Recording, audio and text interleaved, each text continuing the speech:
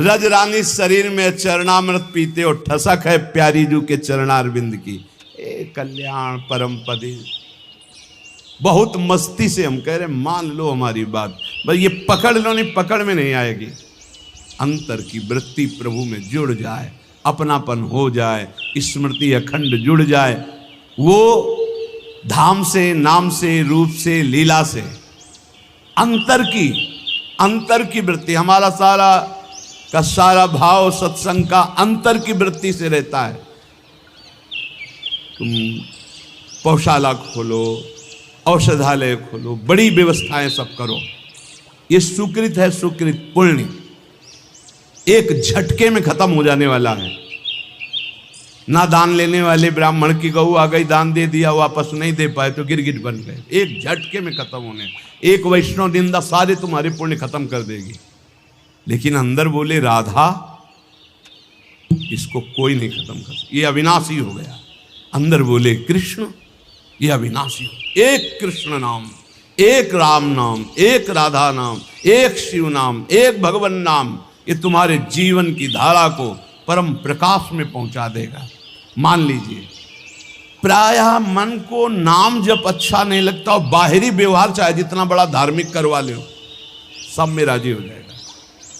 और जब कोई परिचय देता है तो बाहरी परिचय देता है अपने को, बाहरी परिचय, मैं अमुक जगह का अमुक हूं,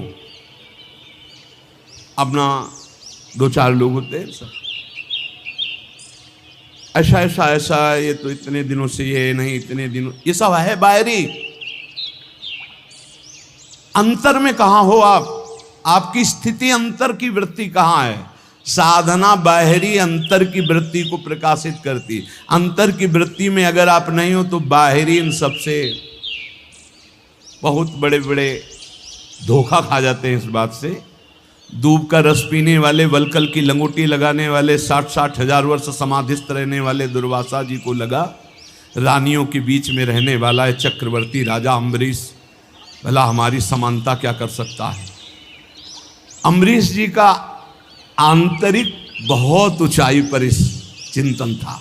सावई मनः कृष्ण पदारविंदयो, ये बात बहुत बड़ी होती है। प्राय जहां लिखा पढ़ी होती है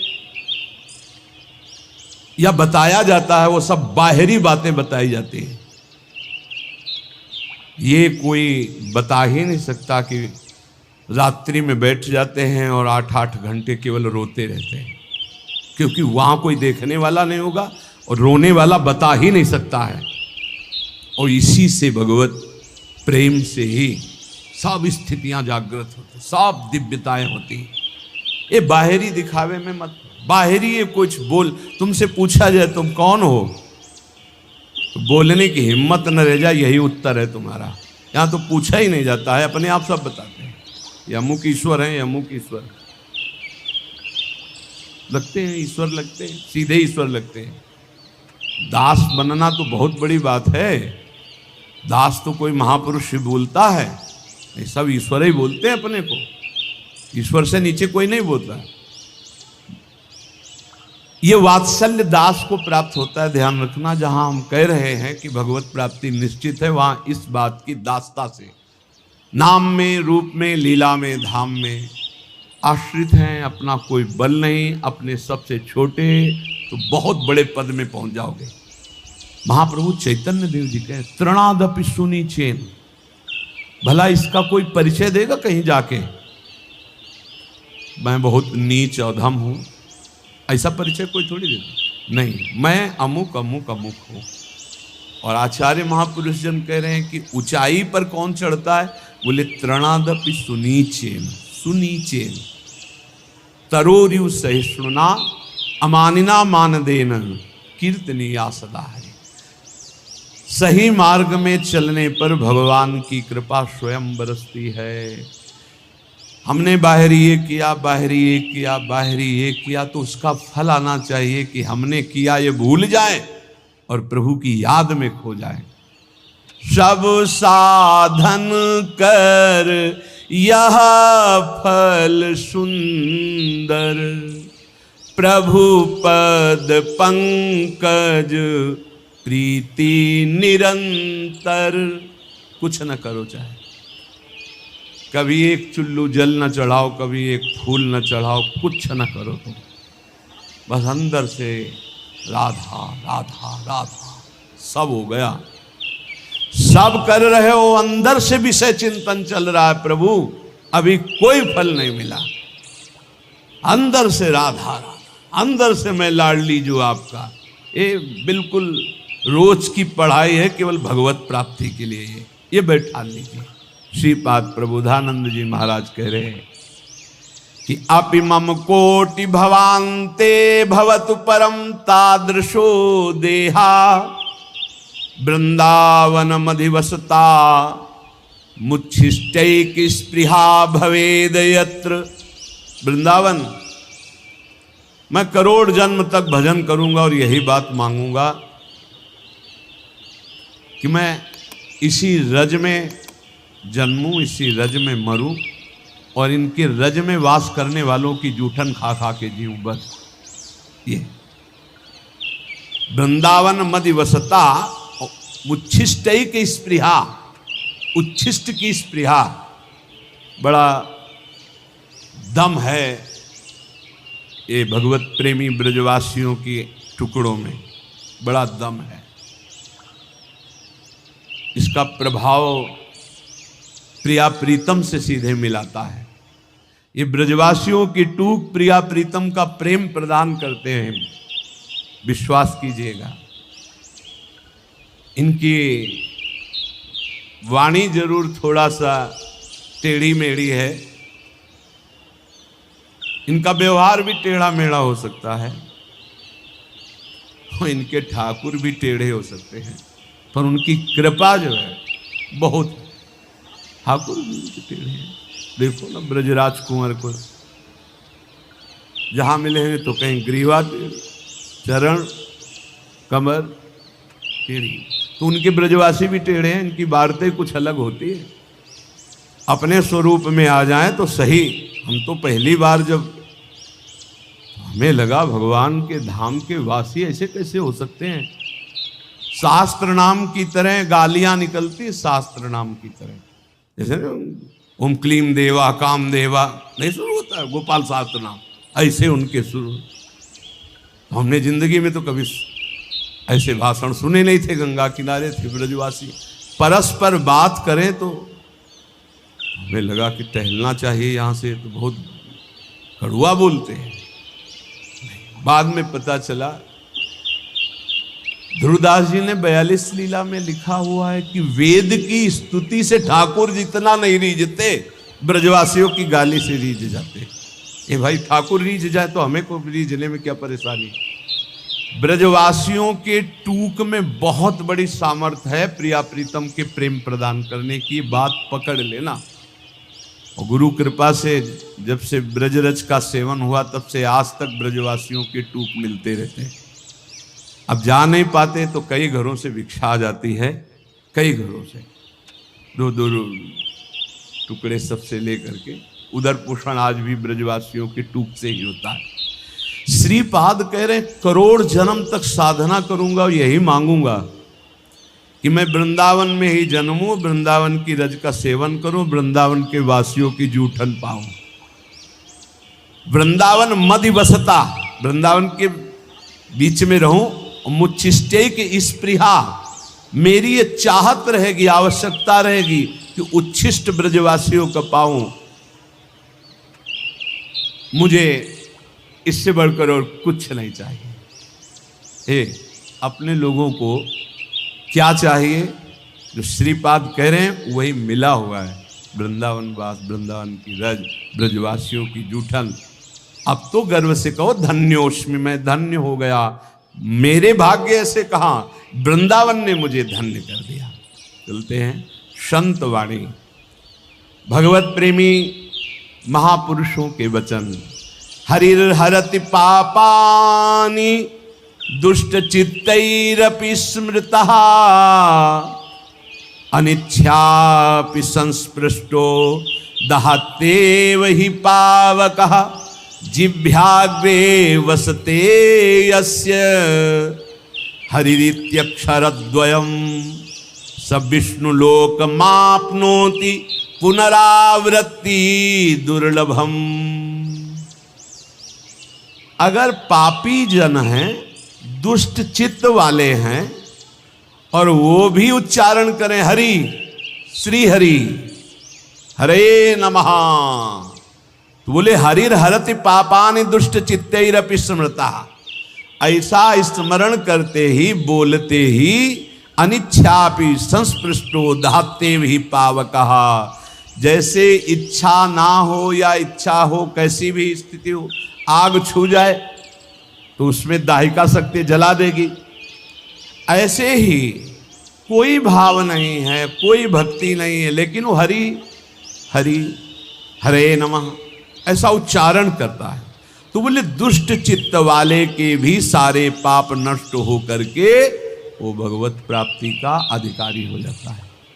जो हरि हरि हरि, और जो हरि रसना राधा राधा रट, और हरि की रसना जब राधा राधा रट रही और फिर आप राधा राधा बोलेंगे तो आपको भगवत प्राप्ति, कौन सी दुर्लभ बात है। जिह्वाग्रे वसते यस्य हरिरित्यक्षरद्वयम, ये दो अक्षर हरि जिसकी जिह्वा के अग्रभाग पर विराजमान होते हैं, सा विष्णु लोक मापनोति पुनरावृत्ति दुर्लभम, उसका जन्म नहीं होगा दोबारा। वो विष्णु लोक बैकुंठ धाम को जाएगा जो हरि हरि बोलेगा, जो राधा राधा बोलेगा तो वृंदावन धाम आएगा। क्या भगवत प्राप्ति कौन सी कठिन बात है। देखो ना, ये महापुरुषों के वचन है, शास्त्र कह रहा है, विश्वास करना। अगर निरंतर नहीं जप पाते हो तो जब याद आवे तब जपने लगो, जब भूल जाओ तो भूल जाओ, जब याद आवे फिर जपने लगो। एक नाम आपके लिए बहुत बहुत मंगल करेगा, एक नाम भी मंगल करेगा। हमें तो बहुत विश्वास इस बात पर। एक बार जिन नाम ली हित सो होय अति दिन, एक नाम त्रैलोक कहीं तारे। बहुत नाम की अपार महिमा है, थोड़ा तो बेपरवाह हो जाओ। एक बड़े महापुरुष हमें मिले थे, उन्होंने ये इसकी व्याख्या करके बताई थी, संतुष्टायन केनवा। बोले हर परिस्थिति में प्रसन्न रहो, कैसी भी एन केनवा, कैसी भी परिस्थिति हो। भजन हो रहा है तो ठीक है, नहीं हो रहा है तो हमारे अंदर ये बात तो है कि मैं श्री जी का हूं, प्रभु का हूं। संतुष्टायन केनवा, मैं भगवद आश्रित हूं, मैं कोई साधारण नहीं हूं, भगवान का अंश हूं और भगवद आश्रित हूं।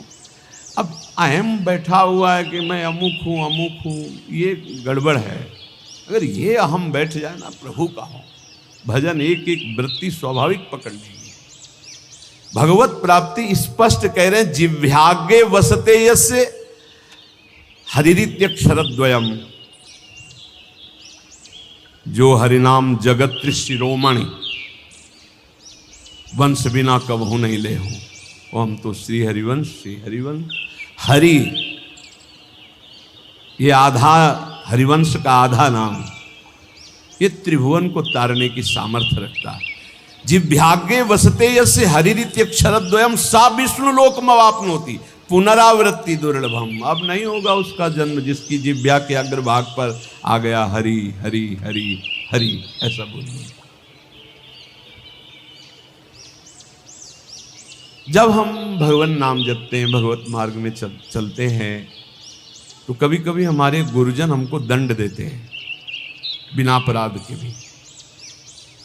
वो बहुत से भगवत प्राप्ति के बाधक भाव को मिटियामेट करने के लिए होता है।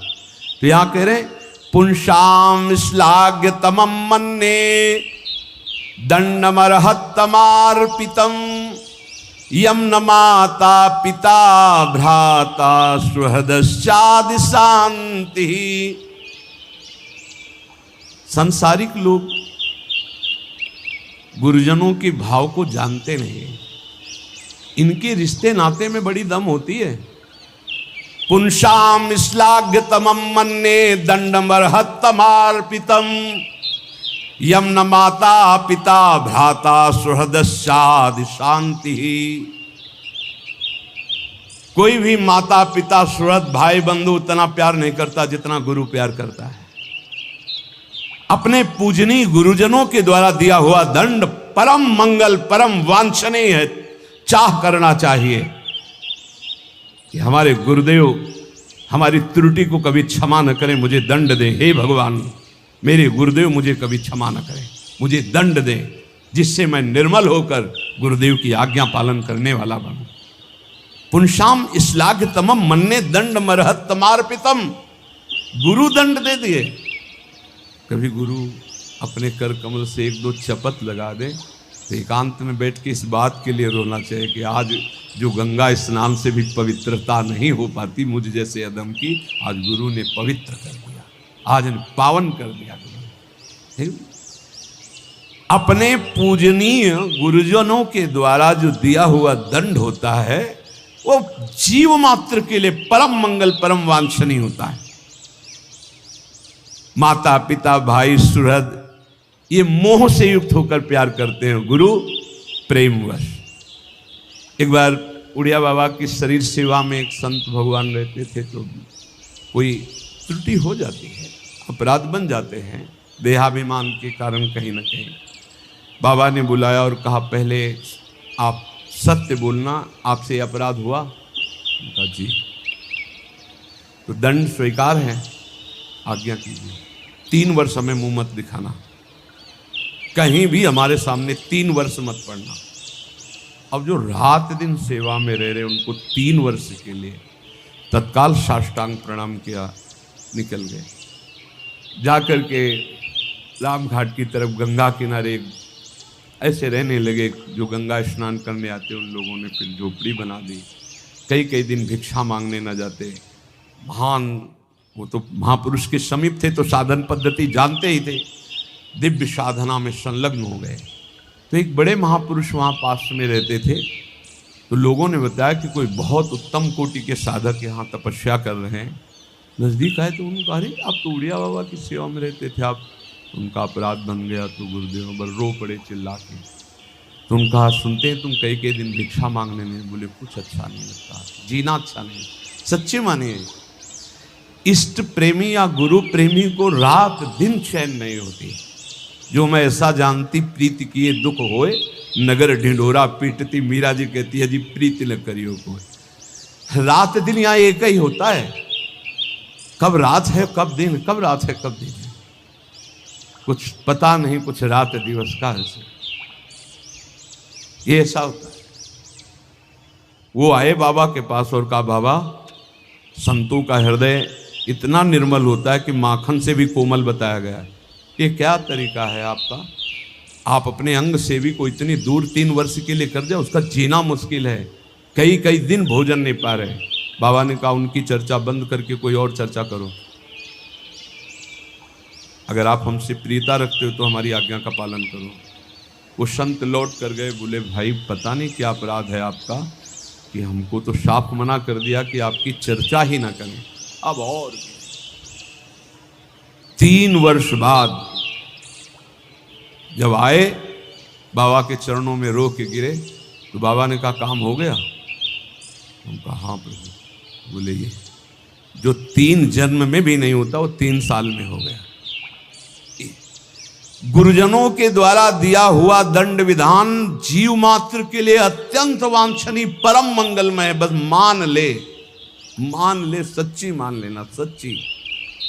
माता पिता सुहृद भाई रिश्ते नाते मोह के बसीभूत है, और गुरु प्रेम पूर्वक। बस ये बहुत कठिन है, बहुत कठिन है। अंदर की अगर सुई जरा भी शरणागति से हिली, बस वही परिचय देखा जाता है और कुछ नहीं। पतन तो तुम्हारा होने नहीं देंगे, चाहे तुम गाली दो, चाहे लाख कोस दूर जाओ। इतने बड़े हाथ हैं अजान बाहु भगवान के कि पतन तो तुम्हारा होने नहीं देंगे। वचन की शरणागत सही, झूठी शरणागति सही। जो कोई भक्ति करे कपट से उसको भी अपनाऊं, साम दाम और दंड भेद से सीधे रास्ते लाऊं, नकली से बनाऊं असली। यही तो मेरे मन में ठनी भगत मेरे मुकुटमणि। पर जो स्वाद आना था उसमें समय लग जाएगा, स्वाद पूर्वक। यहां कह रहे हैं कि अपने गुरुजनों के द्वारा दिया हुआ दंड वांछनीय है, चाह करना चाहिए। कि सदगुरु हमें कभी माफ ना करें, हमें सदैव दंड दे।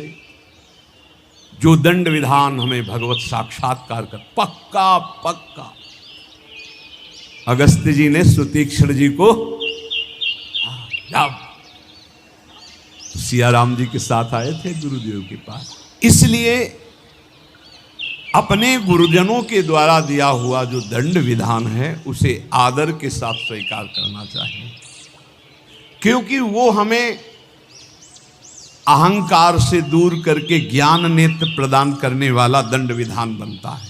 गुरुजनों के द्वारा दिया हुआ दंड विधान ये अमृत के समान समझ। एक दिन पद दोहा गा रहे थे हरिराम व्यास जी की, तो उसमें था कि लोक की बड़ाई कुकर की सिबान और बैर प्यार किए मुख चाटी है, बैर किए तन्हानी, और रसिकों की गारी भली।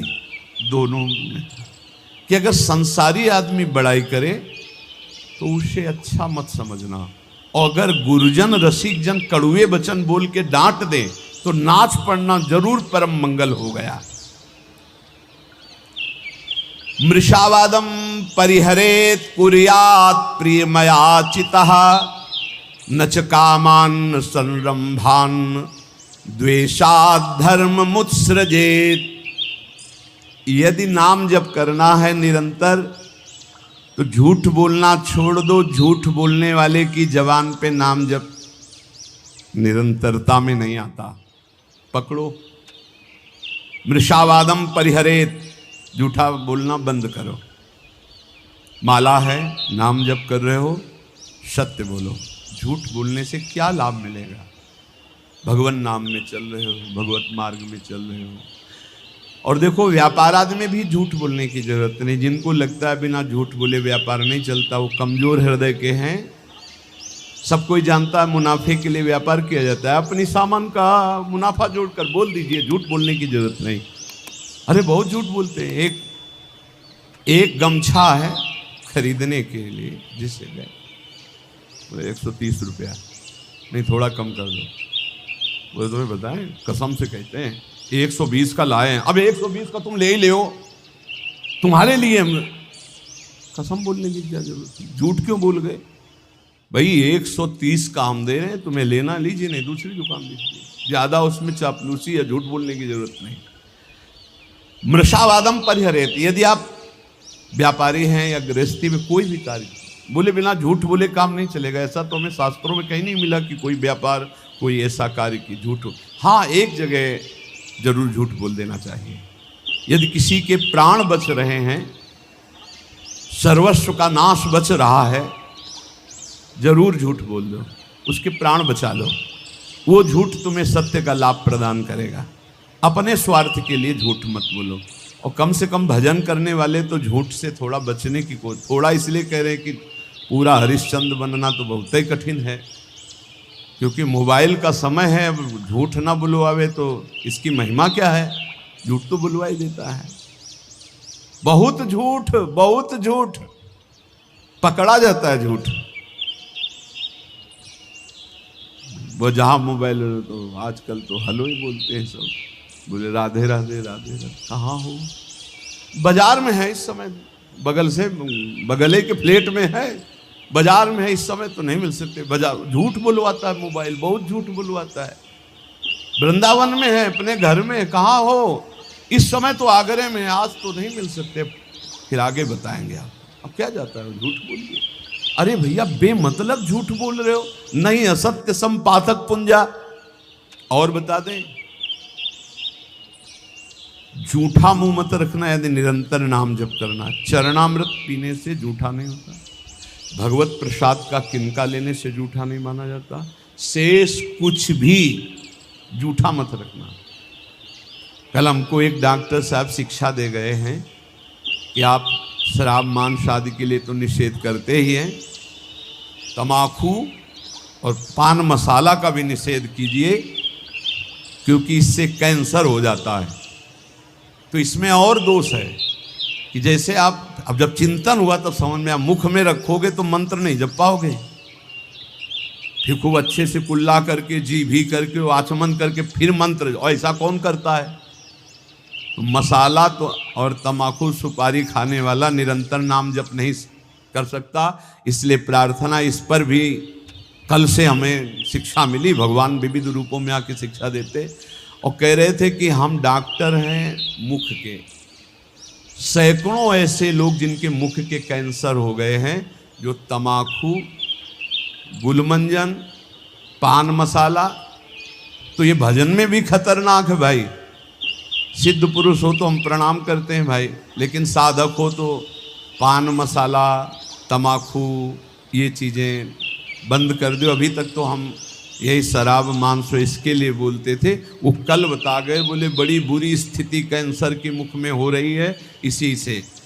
तो झूठ बोलना छोड़ दो। पान मसाला तमाकू ये सब इस भजन के लिए बहुत बाधक वस्तुएं हैं। कुर्यात प्रिय मयाचितः, कभी दूसरे का अप्रिय न करे। अब यहां विचार करना है, दूसरा अपनी भावना से दुखी हो रहा है वो बात अलग है, हम कोई ऐसा अप्रिय कार्य, अप्रिय वचन, अप्रिय चेष्टा न करें। न च कामान सरंभान द्वेषाधर्म मुत्सृजेत, कभी काम से पीड़ित होकर धर्म का त्याग न करें। कभी क्रोध से पीड़ित होकर धर्म का त्याग न करें। काम से पीड़ित होकर कभी दूसरे शरीरों का जो धर्म विरुद्ध है उनका सहवास न करे। क्रोध से पीड़ित होकर कभी पूज्य जनों को मारे पीटे ना, गाली गलौज न करे, उनका अपमान न करे। और द्वेष से कभी धर्म का त्याग न करे। द्वेष पूर्वक किसी का अहित, किसी का मंगल ना करे, तो निरंतर नाम चलने लगेगा। आप अभ्यास करो। तमाकू मसाला ना खाए, झूठ न बोले, पराई माता बहनों की तरफ काम दृष्टि से न देखे, या पराये शरीरों से काम भावना धर्म विरुद्ध न करे। क्रोध में आकर पूज्य जनों का अपमान न कर दे, कड़ुए वचन न बोल दे। द्वेष में आकर किसी का अहित न करे। तो नाम जब अभ्यास से बहुत जल्दी निरंतरता पकड़ लेता है। न पापे प्रतिपापः स्यात् साधुरेव सदा भवेत्, आत्मनैव हतः पापो यह पापम कर्तुमिच्छति। यदि तुम्हारे साथ कोई पापी आदमी पाप का बर्ताव कर दे, यदि तुम नाम जापक हो, तो उसके बदले में तुम पाप मत करना। ना उससे तुम बदला चाहना, ना भगवान से, ना किसी और के सहयोग से, और ना स्वयं से। ये भगवत प्राप्ति के लिए है। संसारी आदमी ऐसा नहीं करेगा। वो तो एक थप्पड़ का जवाब दो थप्पड़ में देना चाहेगा, लेकिन भक्त का स्वभाव ऐसा है। कह रहे यदि कोई पापी आदमी तुम्हारे साथ कोई भी गलत बर्ताव, तो हमारा कर्तव्य है कि हम भगवान से प्रार्थना करें, हे प्रभु इसकी बुद्धि शुद्ध कर दो। नाथ, यदि इसकी बुद्धि शुद्ध हो जाए तो ये भी महात्मा हो जाएगा। प्रभु इसको दंड मत देना, ये बहुत भूल में है, इसकी भूल को मिटा दो हे नाथ, हम आपसे प्रार्थना करते हैं। इसका प्रभाव ये होगा कि भगवान आपसे बहुत प्रसन्न हो जाएंगे। उसका तो जो होगा वो उमा क्षमा सापौते भारी, वो दंड तो भोगेगा ही भोगेगा पक्का। पर आपने क्षमा कर दिया तो आपके लिए आपके इष्ट बहुत प्रसन्न हो जाएंगे आपसे। जो साधु स्वभाव है वो किसी भी भारी संकट में पड़कर भी पाप कर्म न करे।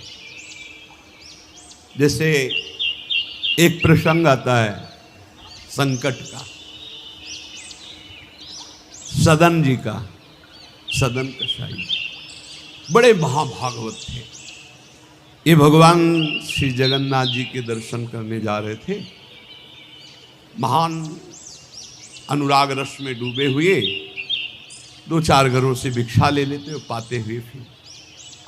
तो संध्या समय था, एक घर में भजन करने से एक मुख में विशेष आकर्षण होता है, भागवती का आकर्षण होता है, जो एक आत्म सुख प्रदान करता है। लेकिन जो विषयी जन होते हैं उनके लिए वो आकर्षण काम में भी बदल सकता है। तो उनको एक नवयुवती जो नववधू थी उस घर में, उसने देखा, उसने कहा बाबा यहीं पा लीजिए। कहा जैसी आपकी इच्छा। जब पाया तो कहा यहीं विश्राम कर लीजिए। कहाँ जाते हो? तो कहा जगन्नाथ जी के दर। तो सुबह चले जाना। अब यहां थोड़ी त्रुटि हो गई। बैरागी को सहसा किसी के घर में शयन करना निषेध है, या तो दरवाजे के बाहर, या देव मंदिर, या ग्राम के किनारे कोई वृक्ष, कोई ऐसा देवालय आदि में। अन्यथा या तो कोई वैष्णव महाभागवत, फिर भी उसके बाहर उसकी सैयाओं पर न सोए जो घर गृहस्थी की है। सहज सरल चित्त तो उसी घर में शयन कर गए। उनको होगा कोई कमरा ऐसे, और अन्य बड़े घर होते हैं। रात्रि जब हुई तो उनकी वही नववधू आई, उसके पति थे, अभी नववधू हुई थी। उसने काम वेदना से पीड़ित होकर याचना की सदन से। सदन जी ने कहा कि तुम कैसी हो, तुम्हारे पति है फिर भी तुम ऐसी याचना करती हो। चली गई। तो उनको लगा कि शायद समझ आ गई हो, उसने जाके पति की हत्या कर दी। उसको लगा कि ये इसलिए बड़ा काम पापी स्वभाव का होता है। जब बुद्धि में बैठ जाता है कुछ भी पाप पूरे परिवार को मार सकता है। ऐसा है, बहुत ऐसी घटनाएं सुनने को मिलती हैं। वो आयुष ने कहा पति की हत्या कर दी, अब तो स्वतंत्र होना, अब तो भयरहित हो। तो उनका धूर्त कहें कि ये हमने कब कहा, ये महत अपराध करने वाली तो है। तो उसने कहा होश में अगर हल्ला मचा दिया तो जान से मार डाले जाओगे। तो उन्होंने विचार किया कि बात तो सत्य है। तो उनका धर्म में प्राण त्याग देना सही है, लेकिन अधर्माचरण करना सही है। तो उनका देवी तो चाहे जो कुछ करना चाहे कर ले, पर मैं धर्म विरुद्ध आचरण नहीं करूंगा। उसने हल्ला मचा दिया। गांव के लोग एकत्रित हो गए। क्या ये साधु नहीं है, ढोंगी है, इसको हमने बड़े सम्मान से भोजन पवाया और अपने घर में वास दिया। ये रात्रि में कुछ धर्म विरुद्ध आचरण करना चाहा था, मेरे पति ने विरोध किया तो पति का गला काट दिया। अब मेरे साथ मनमानी करना चाहता था तो मैंने आवाज़ लगा दी, आप लोग मेरी रक्षा कीजिए।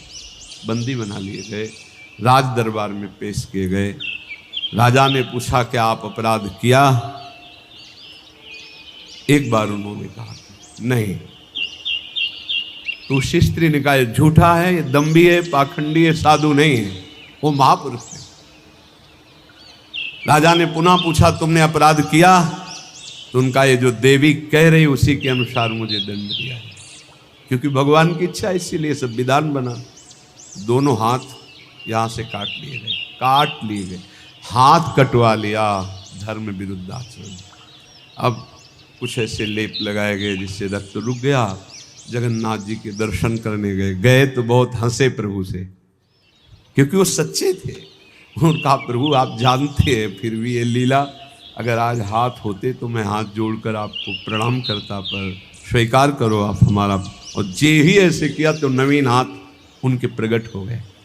सच्ची मानिए, कह रहे यहाँ कि आत्मनैव हतः पापो यह पापम कर्तुम इच्छति, पापानाम विद्याधिष्ठानम लोभमेव द्विजोत्तम, लुब्धा पापम विवश्यन्ति नरा नाति बहुश्रुताः। किसी भी लोभ या किसी धर्म संकट में फंस करके भी पाप आचरण नहीं करना चाहिए। कभी कई तरह के ऐसे धर्म संकट भक्तों के जीवन में आते हैं, उस समय आप अपने आराध्य देव की निष्ठा में रहो। प्राण भी चले गए तो भगवान की प्राप्ति हो जाएगी, लेकिन धर्म भ्रष्ट हो गए तो क्या? पापाचरण से बचने की चेष्टा करो, निरंतर नाम जप करो, कोई व्यसन ना करो, सहसा झूठ मत बोलो, तो तुम्हारे हृदय में निरंतर नाम की वृत्ति स्थायी आ जाएगी। नाम चलने लगा तो हम जीत गए, हम जीत गए। नाम सर्वोपरि, चाहे जैसी परिस्थिति हो, नाम न छोड़ो, नाम पकड़े रहो, नाम तुम्हें पकड़ लेगा, नाम ही तुम्हारे हृदय में छा जाएगा और जीवन का यही परम लाभ।